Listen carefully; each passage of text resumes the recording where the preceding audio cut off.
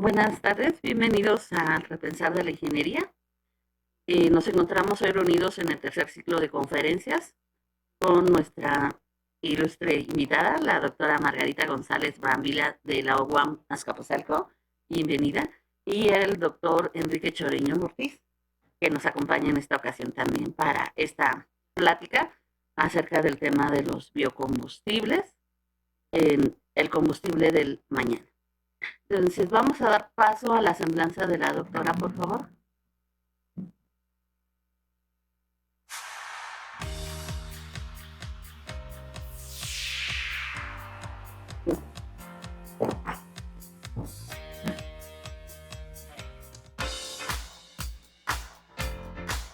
Hay trayectorias que destacan no solo por sus logros, sino por una profunda vocación por transformar el entorno. Ejemplo de ello es la experiencia académica y de campo de la doctora Margarita Mercedes González Brambila, una historia donde la ciencia se convierte en herramienta para comprender y mejorar el mundo que habitamos.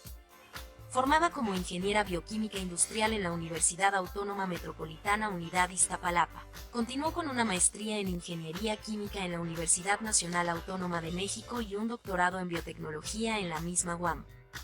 Desde sus inicios profesionales mostró una clara orientación hacia la aplicación del conocimiento, trabajando como ingeniera de proyecto en fertilizantes mexicanos y como investigadora en el Instituto Mexicano del Petróleo. Desde 2008, se desempeña como profesora investigadora en la UAM Azcapotzalco, donde ha consolidado una destacada trayectoria en biotecnología aplicada al medio ambiente, la energía y los procesos industriales. Es coautora de cerca de 40 artículos científicos, ha participado en numerosos congresos y ha contribuido en libros y capítulos especializados. Ha dirigido múltiples tesis, liderado proyectos estratégicos y coordinado redes de investigación, además de ocupar cargos relevantes como la jefatura del Departamento de Energía. Su labor ha sido clave en la formación de nuevas generaciones y en el fortalecimiento de comunidades académicas. Su compromiso va más allá del aula. Ha participado activamente en iniciativas nacionales e internacionales sobre energía y cambio climático, y presidió la Academia Mexicana de Energía. Reconocida con el Premio a la Investigación de la Universidad Autónoma Metropolitana y como integrante del Sistema Nacional de Investigadores Nivel 2, su trayectoria refleja una ciencia con propósito, compromiso social y una visión que abre camino al futuro.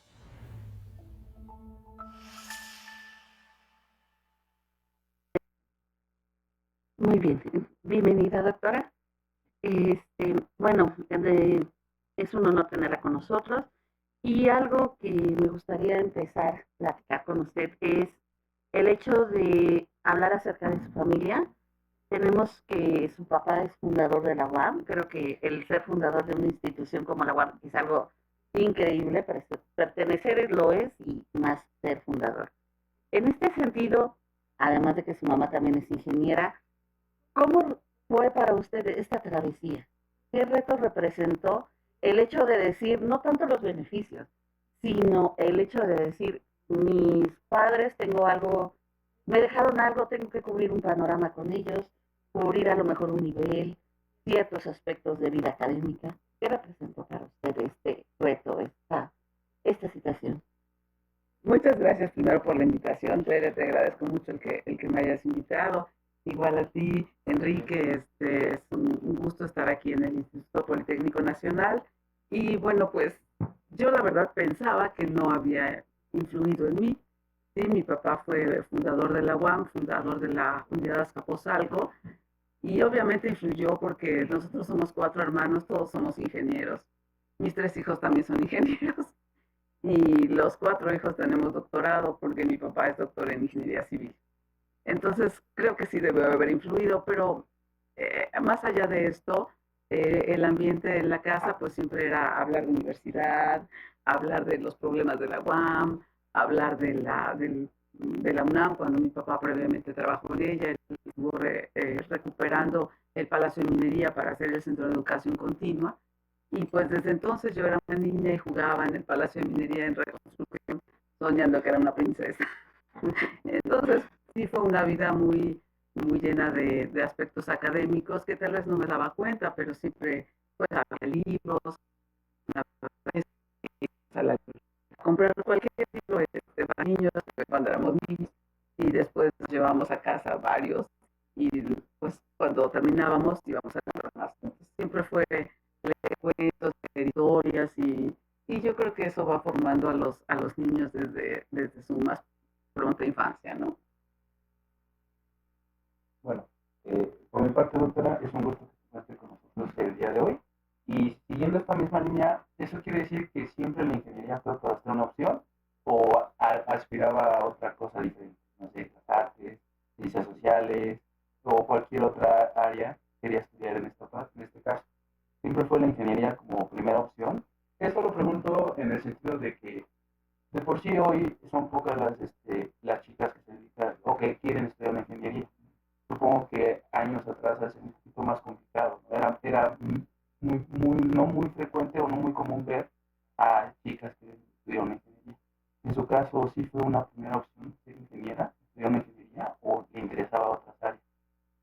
Pues mira, cuando era niña quería ser Ah, maestra. También soy maestra. sueño cumplido, un sueño Un cumplido, sueño ¿no? cumplido. Después en mi adolescencia quería ser bailarina de ballet clásico. También tuve una escuela de ballet clásico y también sueño cumplido. Pero ya que empecé a estudiar, me empecé a dar cuenta de todo lo que son capaces de hacer los ingenieros.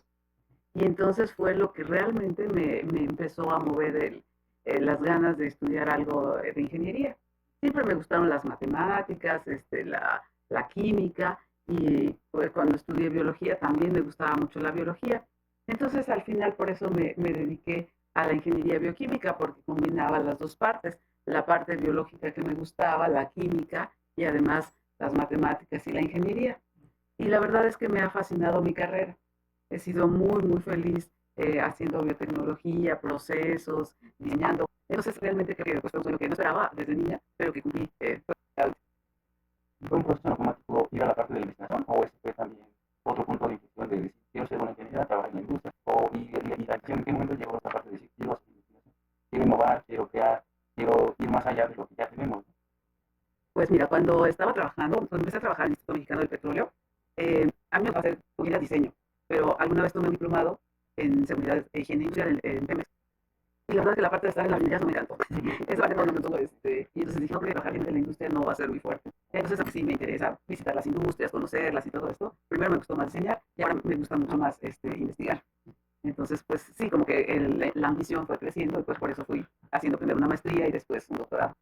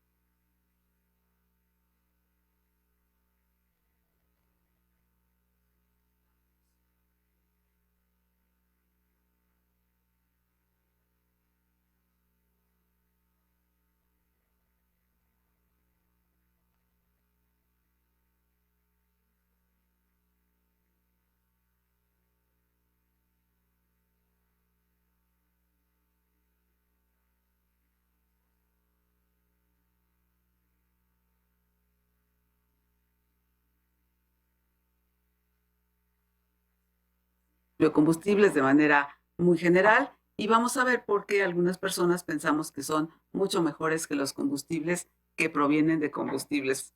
Siguiente, por favor. Bien, hay un grupo de personas que estamos, yo entre ellas, muy preocupados por el calentamiento global. Si nosotros vemos en la gráfica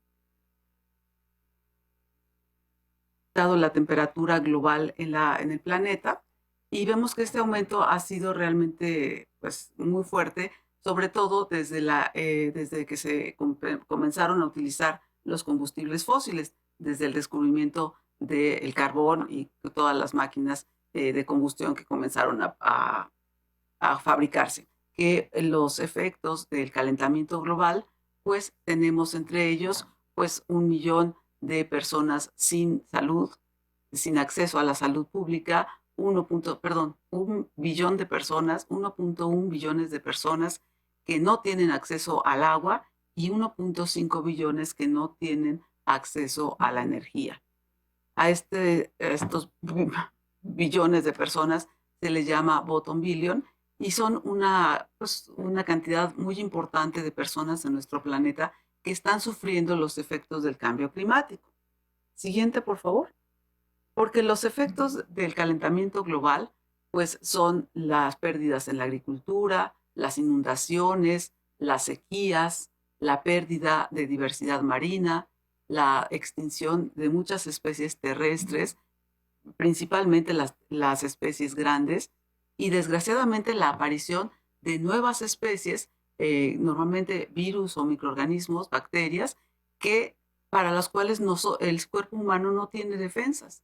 Es lo que ocasionó, por ejemplo, la epidemia de coronavirus, que este coronavirus no existía previamente y entonces el cuerpo humano no tenía forma de defenderse o nunca había atacado a los humanos. Entonces esto pues nos produce enfermedades que en ocasiones pues nos llevan a problemas económicos también muy, muy serios.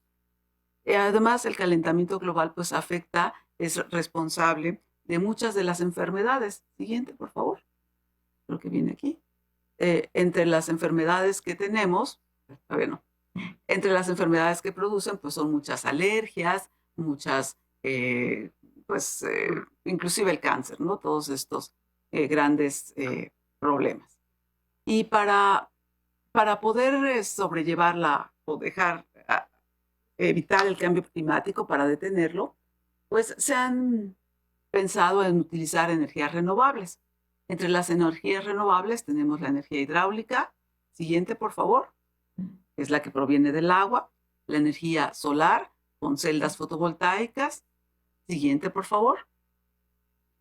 La energía solar térmica, que consiste simplemente en calentar un fluido por los rayos solares. Siguiente, por favor. La energía del viento, donde podemos poner los aerogeneradores en tierra. Siguiente, por favor. O en el mar. Siguiente, por favor. Y las energías renovables como la biomasa. Ahorita vamos a hablar más de ella. Pero los biocombustibles son justo los que provienen de la biomasa, de la cantidad de plantas, de desechos, y veremos cuáles son. Siguiente, por favor.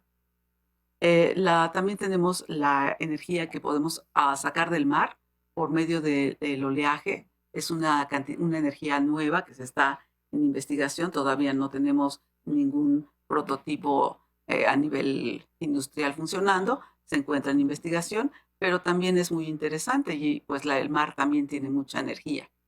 Siguiente. Y la energía geotérmica. Esta energía que brota del centro de la Tierra, que obviamente está caliente y podemos aprovechar ese calor de los fluidos calientes para recuperar la energía. Siguiente, por favor. Bien, vamos a ver entonces qué... Exactamente. Perdón. La bioenergía, vemos aquí a la izquierda la gráfica de la cantidad de bioenergía que se produce en el mundo. De biocombustibles únicamente se produce el 18%, de biomasa sólida ya procesada el 43%, y de biomasa tradicional, esto es leña, paja, residuos de la agricultura que no se tratan previamente y que también se pueden utilizar. Desgraciadamente, estos biocombustibles tradicionales tienen un grave impacto en la salud porque generan muchos humos. Estos normalmente se encierran en las casas de las personas que tienen sus cocinas dentro. En fin, es algo complicado para ellos. Y los procesos de producción de sólidos, esos únicamente generan CO2.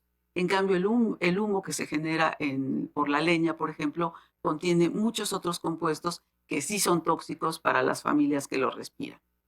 Entonces, la bioenergía moderna se propone generar electricidad, calor industrial y combustibles para transporte. Y según la ONU, según todos el Tratado de París, y todo este estudio que cada año los países, o cada 2 años los países se juntan y apoyan, pues debe multiplicar su capacidad por 3 para que logremos pues disminuir el cambio climático y que la temperatura no aumente más allá de 1.5 grados centígrados. Gracias. En la siguiente. Ahora sí vamos a entrar en materia, los biocombustibles. Primero se pueden clasificar como de primera generación. Estos provenían de los alimentos, como de segunda generación, en donde provienen de materiales lignocelulósicos y desechos. La tercera generación, donde provienen de algas. Obviamente los de primera generación, pues es un grave problema tratar de competir para producir biocombustibles contra la comida, ¿no? Que es más importante, comer o tener combustibles, pues es un dilema, ¿no? Entonces, por ejemplo, la regulación europea reciente ha prohibido el uso de alimentos para producir combustibles. Entonces ahora hay mucha tendencia a hacerlo a partir de desechos lignocelulósicos y de otros tipos de residuos, como los residuos sólidos orgánicos, y a partir de algas, que ya es una de microalgas, es un paso adelante en donde además se requiere menos agua. Siguiente, por favor. Vamos a saltar esa, creo que vamos un poco lento. Is their own organic matter from atmospheric carbon dioxide, CO2. Gracias.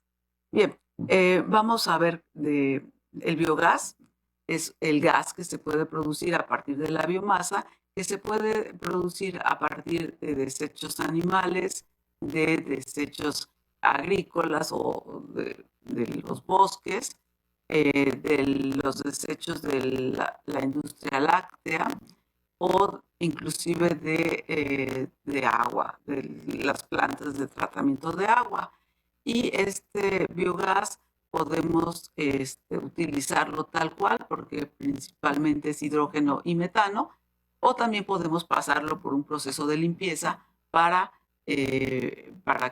obtener un metano más puro y poder obtener más energía a partir del biogás. Siguiente, por favor. Esto es un caso de estudio que hicimos en la UAM, en donde estudiamos en una planta refresquera si podían utilizar los desechos de la planta de tratamiento de aguas para sustituir parte del gas que consumían en el área de servicios. Y bueno, la inversión total que necesitaban era de 130,000 pesos, 31,000, y el ahorro anual era de 62,000 pesos. Entonces, pues ellos quedaron muy contentos y decidieron que lo iban a hacer. No sé si ya lo hicieron. Siguiente, por favor. Bien, el bioetanol es un combustible líquido, un biocombustible líquido, y aquí vemos cuánto se produce en el mundo. La mayor parte la produce Estados Unidos porque ellos la combinan con gasolina en sus autos para bajar la contaminación. Ellos no la producen principalmente a partir de maíz y de aceites. Y en Brasil, que producen el 27% del bioetanol que se produce en el mundo, lo producen a partir de caña de azúcar. Ambos son alimentos y bueno, eso en algún momento hizo que el maíz en México subiera sus costos. Siguiente, por favor. Y bueno, aquí tenemos algunas de las características de la gasolina y del etanol o el bioetanol, y vemos que son bastante parecidos en sus poderes caloríficos, en su número de octano, en su densidad, y también se pueden, vemos en la gráfica de la derecha, cómo diferentes mezclas de etanol con gasolina funcionaron muy bien en los motores sin producir ningún problema en ellos. Siguiente, por favor. Algunas de las materias primas de donde se puede obtener el bioetanol pues son las algas marinas, los residuos agrícolas y los sólidos municipales y los desechos de los forestales. Siguiente, por favor. El biodiesel es otro combustible líquido que también tiene propiedades similares a las del diésel, no a las de la gasolina. Y se puede utilizar también en mezclas igual que la gasolina. y tampoco es necesario modificar los motores cuando tenemos mezclas hasta el 90%. Tiene algunas ventajas, igual que todos los biocombustibles. Se derivan de fuentes renovables de energía, es decir, los compuestos que estamos utilizando absorbieron previamente el CO2 de la atmósfera durante la fotosíntesis y esto hace que el CO2 que se produce al quemarlos pues sea parte del ciclo del carbono. Otra ventaja es que son biodegradables entre 30 y 100 días, que tienen un mayor punto de inflamación y su bajo contenido de azufre. Sin embargo, tienen algunas desventajas, tienen un menor poder calorífico, su costo todavía es un poco mayor o algo mayor que los combustibles fósiles y que cristalizan a temperaturas cercanas a los 0 grados centígrados. En las zonas de frío, pues sí es un problema, sobre todo si se utiliza totalmente puro. Siguiente, por favor. El biodiesel se puede producir a partir de grasas animales o aceites vegetales, más metanol. Se produce glicerina y biodiesel. La glicerina es un subproducto que se puede utilizar en otras industrias, pero la cantidad de biodiesel que obtenemos por litro de aceite o grasa es 90%. Entonces vemos que las temperaturas y presiones a las que se lleva a cabo la reacción son temperatura 60 grados, presión 1 atmósfera, y entonces el catalizador es simplemente hidróxido de sodio, por lo cual son procesos sencillos y económicos energéticamente hablando. Siguiente. Y esta es la comparación entre lo que nos ahorraríamos de gases de efecto invernadero expulsados con respecto a lo que produce el diésel normal.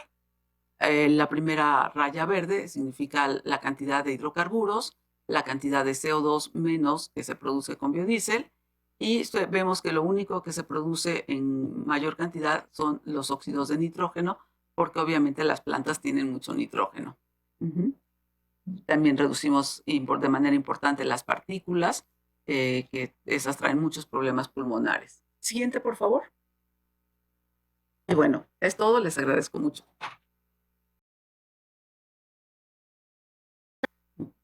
Gracias.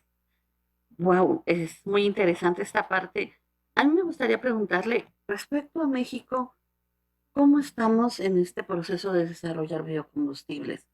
¿Cuál es la materia prima que más se utiliza aquí en México? ¿O cuál es el proyecto más importante? Pues no existe aún una producción industrial en México de biocombustibles. En otros países sí, pero en México no. Sé que se va a abrir una nueva planta para utilización de residuos orgánicos urbanos y pues esta va a producir algunos compuestos, pero no biocombustibles. Creemos que, en mi opinión, esta es una muy buena alternativa porque parte de toda esta solución para el cambio climático es la transición energética.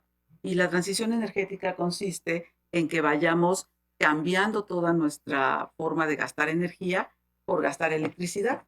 De esta manera, si todo lo que usamos es electricidad y la electricidad se genera a partir de fuentes renovables, pues entonces realmente tenemos una disminución en la emisión de gases de efecto invernadero. Sin embargo, pues otra de las ventajas que tiene usar los biocombustibles es en el transporte. Los biocombustibles no requieren que cambiemos todos los vehículos, los podemos seguir utilizando. En cambio, para cambiar a vehículos eléctricos, pues sí tenemos que cambiar nuestros vehículos. Y el parque vehicular pues es grande, pues también hay que cambiar demasiadas cosas y las inversiones son mucho más altas que la inversión en biocombustibles. Las plantas de biocombustibles normalmente son muy económicas, mucho más que lo son o algunas otras. Y continuando con este tema, en su opinión, para México, ¿cuál sería la mejor opción como fuente de biocombustible? ¿Cuál sería la mejor? Porque yo creo que eso va cambiando dependiendo del país, ¿no? Dependiendo de las circunstancias del país, de lo que se produce o de lo que se tenga, ¿no? Por ejemplo, mencionaba en la presentación que, por ejemplo, en Estados Unidos usaban el maíz, ¿no? Pero pues yo creo que eso es usar alimentos, ¿no? Como había mencionado, no es una buena idea generar combustibles con alimentos que nosotros necesitamos, ¿no? Pero en México, ¿cuál sería la mejor opción para generar biocombustibles?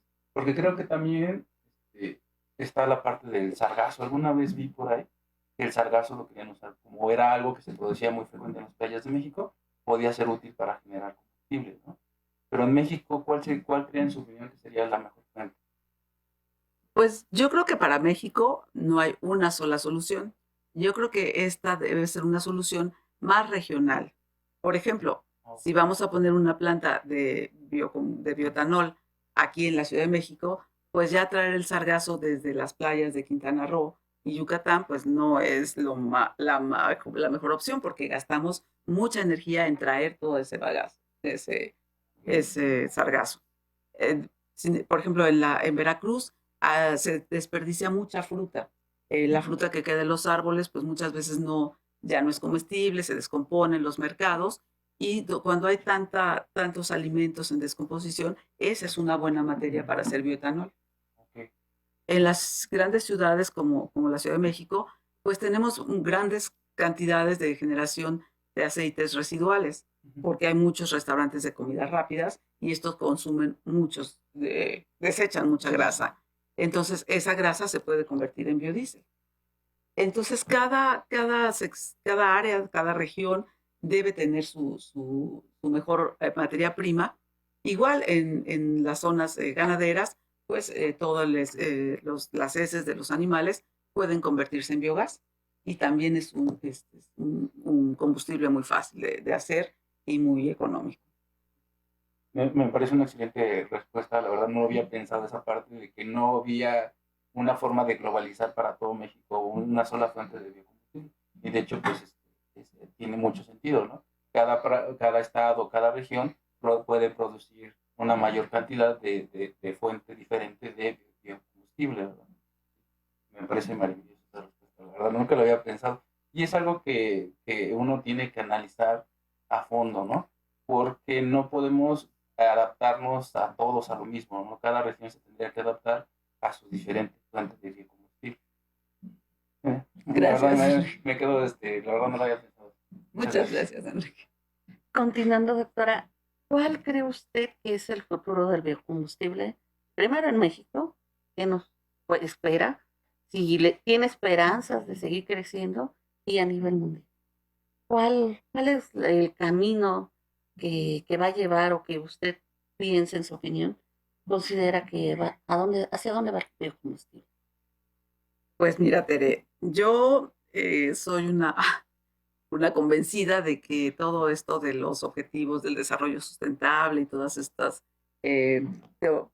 propuestas que se hacen desde la ONU son muy valiosas porque están hechas por muchos científicos, políticos, personas de ciencias sociales, de todos los ámbitos de conocimiento que se reúnen realmente bastante tiempo a hacer estas propuestas.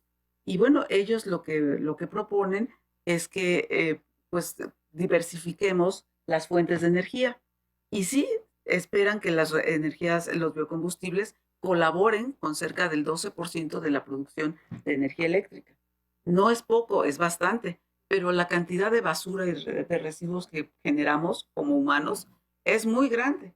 Entonces yo creo que sí tienen yo les veo un gran potencial, pero desgraciadamente a veces pues no está suficientemente difundido y las decisiones no se toman en el tiempo que debieran, pero pues yo creo que se tomarán cuando se note la falta de los biocombustibles en el país. ¿Y a nivel mundial? A nivel mundial sí está creciendo mucho. Hay algunos países, inclusive hace poco estuve sorprendida porque Dinamarca, por ejemplo, tuvimos algunos invitados de Dinamarca en el Congreso Internacional de Energía y nos comentaban que su país ya es totalmente cero emisiones. Ellos ya no emiten ningún gas de efecto invernadero y los pocos que emiten los recuperan con sus bosques, porque ellos además respetan mucho la naturaleza. Entonces los recuperan y venden estos bonos de carbono a los países que generan.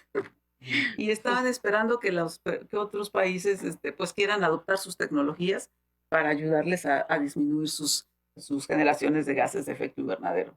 Entonces yo creo que sí, todo esto está avanzando mucho. Ellos producen muchos residuos forestales porque pues cuidan sus bosques y todo esto. Entonces ellos producen biocombustibles a través de residuos forestales. Esa es su materia prima principal. Bueno, en nuestro chat tenemos varias preguntas. Esta es una de ellas.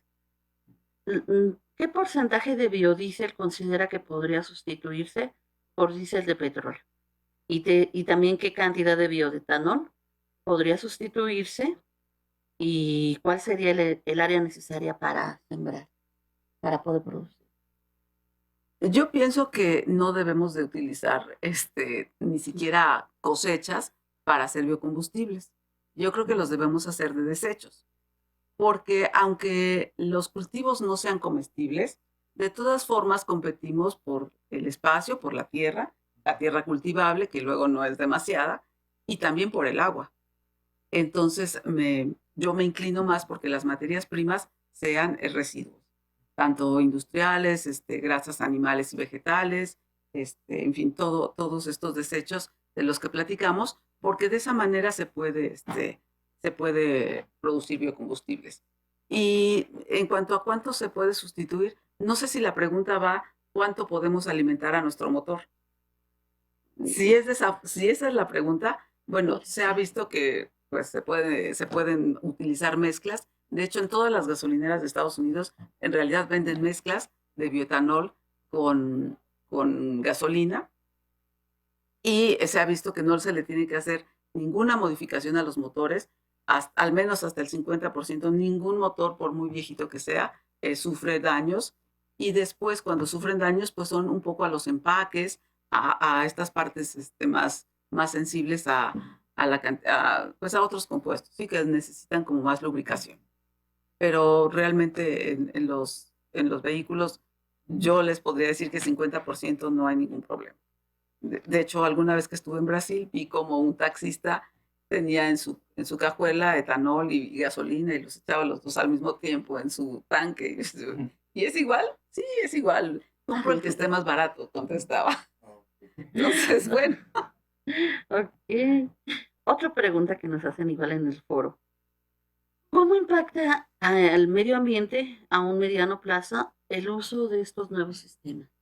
¿Lo impactan? ¿Hay un impacto? Claro, o sea, el ser humano impacta siempre. Hasta por respirar impactamos. Respiramos y desprendemos CO2 y otras cosas. Pero impacta mucho menos que los combustibles fósiles.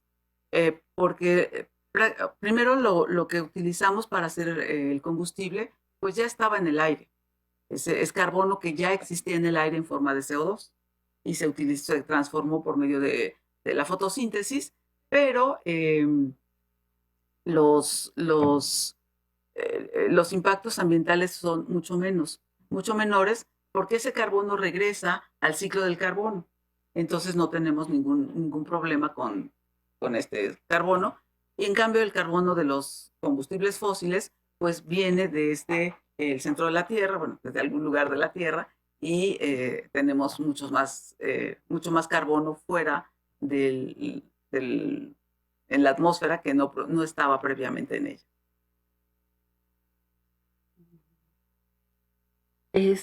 En este sentido, doctora, en su experiencia, ¿cuál ha sido el trabajo que para usted haya representado el mayor impacto en su carrera? El proyecto, la tesis, en el cual usted haya trabajado y que diga, para mí este proyecto o estos proyectos han sido lo más importante o lo más representativo, lo que más me marca. Pues siempre es el último. Uno se enamora del último proyecto que está haciendo y piensa que es el mejor y luego hace otro y dice, no, este está mejor. Pero bueno, entre los que más me han gustado, pues ha sido el premio por el artículo que publicamos para hacer un reactor de membrana en donde podíamos mejorar la producción de algunos medicamentos porque las condiciones al equilibrio no permiten que la reacción continúe. Entonces esto hace que esta innovación en el reactor que no se ha llevado a nivel industrial, pero que realmente sí pues puede ser una buena opción.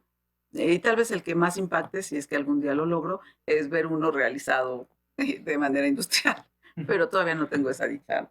Esperemos que no tarde demasiado. Sorprendente. ¿Y cree que nos podría hablar sobre su último proyecto? ¿En qué es lo que está trabajando hoy en la actualidad? ¿Qué es lo último que está haciendo? Claro que sí, con mucho gusto. Pues recientemente estamos trabajando en un proyecto, terminamos uno de bioplásticos.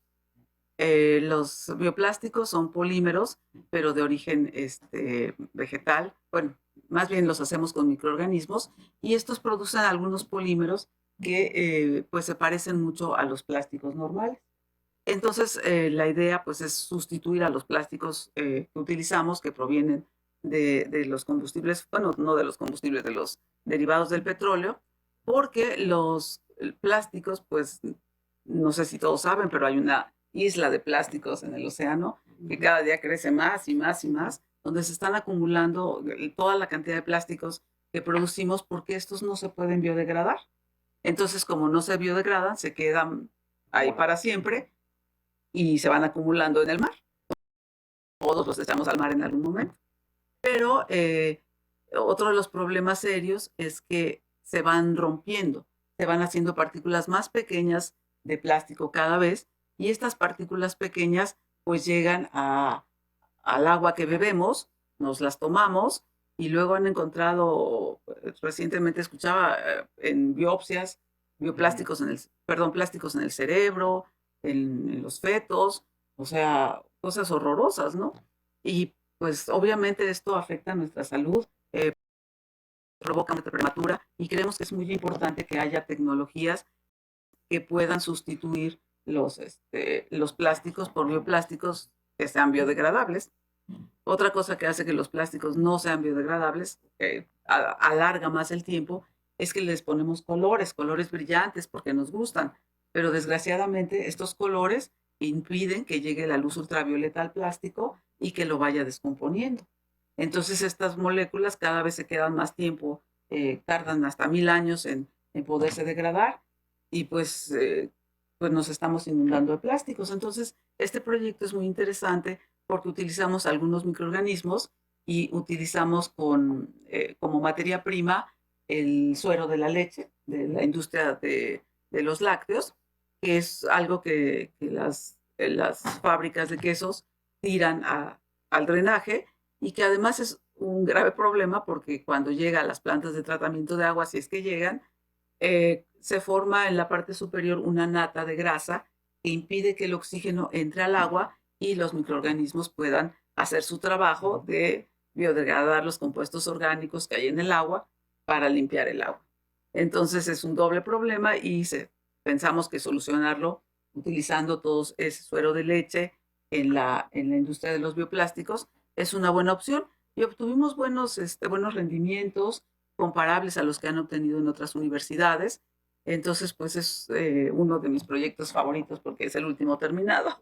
Sin duda es muy interesante, porque uno puede, estamos conscientes de que todo lo que generamos contamina, ¿no?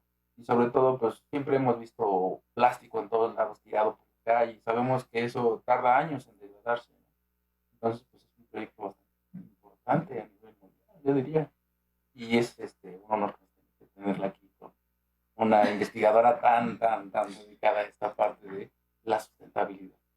Muchísimas gracias, Enrique. No, es un honor conocerla. Doctora, hablando de tecnología, ¿qué tan avanzada tiene que ser esta tecnología? Si lo pusiéramos comparado, por ejemplo, con la tecnología que se necesita para realizar generación de energía usando ciclos combinados, ¿qué tan diferente o qué tan avanzada tiene que ser esa tecnología? Para producir biocombustibles. Para producir biocombustibles. No, es mucho más sencilla la forma de producir energía con biocombustibles. Por ejemplo, si nosotros queremos utilizar biogás, pues simplemente tenemos que, para producir biogás, pues meter en un reactor totalmente oscuro y totalmente sellado, pues desechos ganaderos, y ellos mismos, los microorganismos, van a ir generando hidrógeno y metano por medio de varias reacciones químicas en donde van rompiendo todas las moléculas que forman la materia orgánica, las proteínas, los lípidos, los hidratos de carbono, los ácidos nucleicos, todo lo van rompiendo en diferentes reacciones de manera enzimática y al final van produciendo metano e hidrógeno. La mezcla de metano e hidrógeno que sale se puede quemar directamente. Se puede primero tratar de quitarle el azufre, porque sí tiene un poco, pero no es un proceso demasiado complicado. Y pues lo que sería más complicado sería separar el hidrógeno del metano, porque separar dos gases es muy complicado. Es caro, sus puntos de fusión son muy altos, perdón, de evaporación son muy altos. Entonces, pues necesitamos pues ya más tecnología y más energía. Pero el resto si intentamos quemar la mezcla de metano e hidrógeno, que ya hay quemadores que lo pueden hacer, eso es muy sencillo. Entonces son formas de producir energía muy, muy sencillas, que no requieren altas presiones ni temperaturas, entonces pues son mucho más económicas energéticamente hablando. Y también pues nos llevan a otra parte que es importante. Si nosotros generamos electricidad en una gran planta, una carboeléctrica, una de ciclo combinado, tenemos que transportar la electricidad en las redes. Las redes que tiene México ya datan de más de 50 años. Entonces estas redes necesitan mantenimiento, necesitan renovarse, y si nosotros seguimos generando energía en grandes espacios, después tenemos que llevarla a todos los usuarios, igual que los combustibles.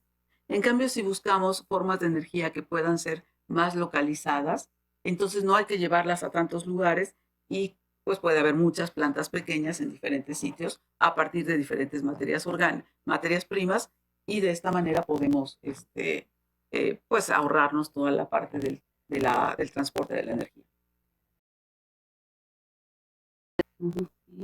Por ejemplo, hablando de en ese tenor, en ese contexto, ¿existirá en México alguna fábrica, me imagino yo, alimenticia, que estará usando ahorita combustibles, que estará regenerando, utilizando sus desechos, por ejemplo, principalmente las plantas alimenticias, para generar energía? Pues mira, la industria de la caña de azúcar, ellos sí utilizan, queman todo su bagazo. Todo el bagazo que utilizan, y este es un proceso ya muy antiguo, utilizan el bagazo para hacer la separación. Tienen muchos separadores, todos esos necesitan evaporar el agua, y entonces ellos sí la utilizan. Desgraciadamente no la tratan primero, y ese no tratarla pues hace que cuando la queman pues se emita de todo, ¿no? No es como quemar como la quema de productos tradicionales de leña. Ese es el problema, que no tenemos realmente un proceso, y creo que pues no sé si alguna industria ya lo esté haciendo, pero los invitamos a que se acerquen a la universidad, al Politécnico, para que nosotros pues les ayudemos a implementar estos sistemas que son sencillos, y que bueno, sí requieren como todo una planeación y una conservación y un mantenimiento, pero que son mucho más sencillos de lo que parecería a simple vista. Están al alcance, ¿no? O sea, cualquier industria que le interese y quiera entrar a la parte de la sustentabilidad podría intentarlo, ¿no? Podría aplicarlo. Yo creo que sí, debemos ser conscientes de que lo que estamos generando lo estamos generando todos y nos daña a todos. O sea, no va a haber alguien más afectado. Se inunda toda la ciudad, o una parte y después otra, pero realmente son problemas que tenemos todos. El aumento de los precios de los alimentos, no sé, la sequía, las enfermedades, pues todos son problemas que tenemos todos. La muerte prematura, pues es algo que debemos preocuparnos, ¿no? Entonces yo creo que sí debemos de tomar cartas en el asunto todos, y todos tratar de hacer algo. También es un poco injusto que nosotros digamos, es que las industrias existen porque nosotros les compramos, y nosotros les compramos porque nos gusta lo que hacen. entonces hay que ser un poco más conscientes, pero también preferir a las industrias que están haciendo esto, ¿no? Que están realmente pues utilizando materiales reciclables, que están tratando de hacer economía circular, y por eso este seminario de repensar la ingeniería me gusta tanto, porque pues realmente sí tenemos que aprender a diseñar de forma que no tengamos que producir, que gastar tanta energía, que producir tantos desechos, y que podamos reutilizar gran parte de lo que estamos obteniendo de la naturaleza para hacer nuestros productos. Esto es una responsabilidad de los ingenieros en este momento, que todos los nuevos procesos pues sean más sustentables, que se incorporen o que traten de incorporar la economía circular dentro de ellos, para que podamos tener un mejor planeta y tratar de conservarlo. No tenemos otra casa. Y así como lo menciona, pues uno entiende que es un punto de oportunidad para todos aquellos que están estudiando una ingeniería, una licenciatura, y no saben en qué enfocarse, ¿no? Incluso media superior, ¿no? Que están apenas eligiendo en qué me quiero dedicar, qué quiero hacer. Entonces, esto es un punto de oportunidad, ¿no? Porque hay todavía mucho por hacer, mucho trabajo que hacer, muchas cosas que implementar, innovar, ¿no? Entonces, esto lo digo porque pues, está nuestra escuela, ¿no? La unidad de movilidad y movilidad, ¿no? Entonces, pues es importante darles a ver que hay un punto importante de oportunidad para ellos, para todos estos chicos. Y como menciona esta parte de la industria, pues sí, nosotros somos parte de la industria, ¿no? También somos parte, colaboramos con ellos. Si no hubiera todos estos monstruos de industria que contaminan, pues es porque nosotros consumimos, ¿no? Por eso existen. Pero a nivel, digamos, hogar, podríamos nosotros en una casa, en la casa de nosotros, o sea, implementar también este tipo de energía, como esa parte de los residuos. ¿Es fácil para un hogar llegar a ese punto? Pues recientemente estaba viendo y alguna vez trabajamos con Rotoplas. Perdón por la marca, pero ya se me fue. Para poder hacer un sistema de tratamiento de agua en las casas. Unos tanques pequeños que pudieran implementarse en las casas directamente o en los grandes edificios o conjuntos habitacionales, para que fueran tanques no muy grandes, pero que trataran el agua de varias casas. Eso sí se puede hacer. Realmente como personas podemos ayudar mucho. Podemos tratar de utilizar menos el transporte individual y más el transporte colectivo. Podemos tratar de utilizar más la bicicleta, aunque sea yo sé que muchas personas trabajamos muy lejos de donde vivimos, pero podemos, cuando vayamos a otros lugares, pues, ir en bicicleta, ir caminando, pues cuidar nuestro medio ambiente, ir separando la basura, reutilizando todo. Hay una teoría muy simpática, y algunas tiendas comienzan a hacerlo, de que, por ejemplo, uno necesita un día un taladro, ¿no? Y entonces se compra el taladro súper guay, que no sé qué, lo usa en 3 agujeritos para su casa y después lo abandona 3 meses y luego lo vuelve a sacar. Y bueno, una opción sería pues prestarlo entre todas las personas de la cuadra, de la colonia, y entonces pues así cada quien lo tiene, lo devuelve y ya, ¿no? Compartir cosas de manera tal vez más organizada, menos en centros de... Entonces, hay muchas cosas que en realidad podemos ir haciendo, pero que tenemos, entonces, bueno, quizá un poco la imaginación para hacer. La utilizan a lo mejor un año, yo creo que por ahí podemos. Y luego la guardan, ¿no? Pero en vez de tenerla guardada, pues mejor regresarla, digamos, y que lo puedan utilizar otras personas. De esta manera producimos menos y contaminamos menos.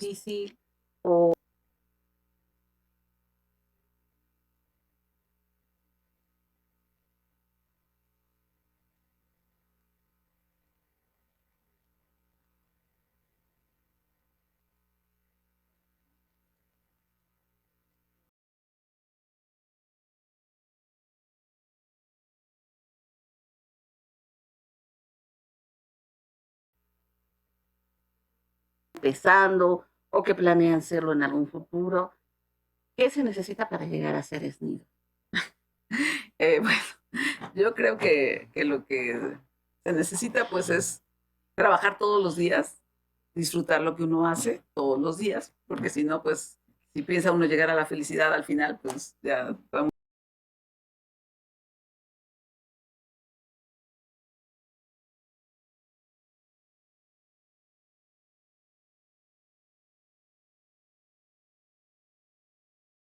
grande poco, y pues sí se hay que dedicar, estudiar, trabajar, no tenerle miedo a nada. A lo mejor cuando uno por primera vez se enfrenta a un tema nuevo, dice, ay, ¿qué será esto? ¿Qué